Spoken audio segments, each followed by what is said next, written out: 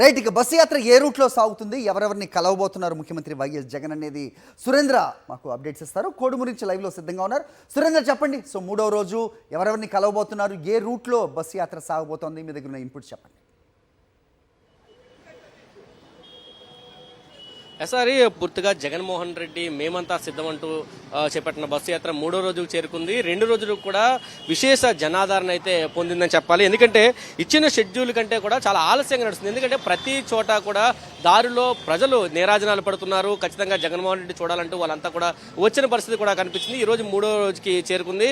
ప్రస్తుతం పెంచికలపాడులో ఆయన నిన్న రాత్రి బస చేశారు. ఇప్పుడు అక్కడి నుంచే మళ్ళీ బస్సు యాత్ర ప్రారంభం కాబోతుంది. అక్కడి నుంచి రామచంద్రాపురం మీదుగా కోడూరు మీదుగా యాత్ర అయితే కొనసాగుతుంది.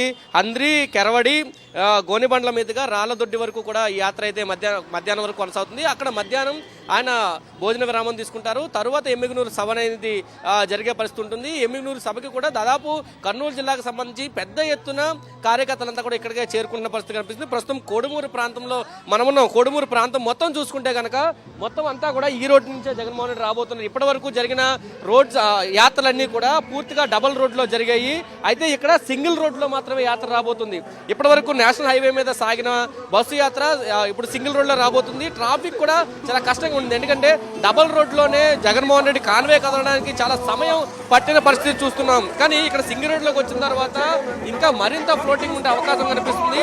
నిన్న రెండో రోజు ఎమ్మిగనూరుకి సంబంధించి నంద్యాలకు సంబంధించి చూసుకున్నప్పుడు ఎర్లగుంటలో రైతులతో ఆయన మమేకమయ్యారు, ముఖాముఖి నిర్వహించారు. తర్వాత దివ్యాంగులు మహిళలతో మాట్లాడిన పరిస్థితి, సాయంత్రం విద్యార్థులతో కూడా మాట్లాడుతున్నామని చెప్పారు. ఇప్పుడు ఈ రోజు జరిగే యాత్రలో అనేక మందికి ఆయన మాట్లాడబోతున్నారు. చాలా మంది ఇప్పటికే జగన్మోహన్ రెడ్డి కలవాలి, జగన్మోహన్ రెడ్డితో మాట్లాడాలంటూ కూడా వచ్చిన పరిస్థితి కూడా కనిపిస్తుంది. మరికొద్ది సేపట్లోనే అంటే 9:30కి ప్రారంభమైతే 10 గంటలకే కోడుమూరు చేరుకుంటారు. ఇప్పటికే భారీ ఏర్పాట్లు కూడా వైఎస్ఆర్సీపీకి సంబంధించిన కార్యకర్తలు పెద్ద ఎత్తున చేస్తున్న పరిస్థితి కనిపిస్తుంది. ఎక్కడికక్కడ జన నీరాజనం అయితే జగన్మోహన్ రెడ్డికి అందుతుందని చెప్పాలి. రూట్ మ్యాప్ ప్రతి చోట కూడా జగన్మోహన్ రెడ్డి ఆగాలి, ఖచ్చితంగా మేము జగన్మోహన్ రెడ్డితో మాట్లాడాలి, జగన్మోహన్ రెడ్డి చేసే బస్సు యాత్రలో మేమంతా ఆయనకు తోడుగున్నామని చెప్పాలి, మేమంతా సిద్ధము ఎన్నికలకంటూ కూడా ప్రజలు చెబుతున్న పరిస్థితి కనిపిస్తుంది. ప్రతి ఒక్కరూ కూడా జగన్మోహన్ తోడుగా వెళ్ళడానికి అయితే సిద్ధంగా ఉన్నారని చెప్పొచ్చు. Hari, okay Surendra, yes. So ఇది మనకి కొత్త కాదు నిజంగా. అప్పటి ఓదార్పు యాత్ర అవ్వచ్చు, తర్వాత చేసిన పాదయాత్ర అవ్వచ్చు, ప్రస్తుతం బస్సు యాత్ర.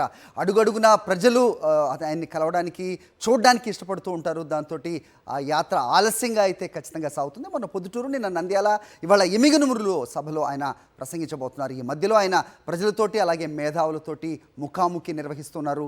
వాళ్ళకి పథకాలు ఏ రకంగా అందాయి, ఇంకా ఏం చేయాల్సిన అవసరం ఉంది అనేది వాళ్ళ మాటలోనే అడిగి తెలుసుకుని ముందుకు సాగుతున్న ప్రస్తుత పరిస్థితి మనం చూస్తున్నాం.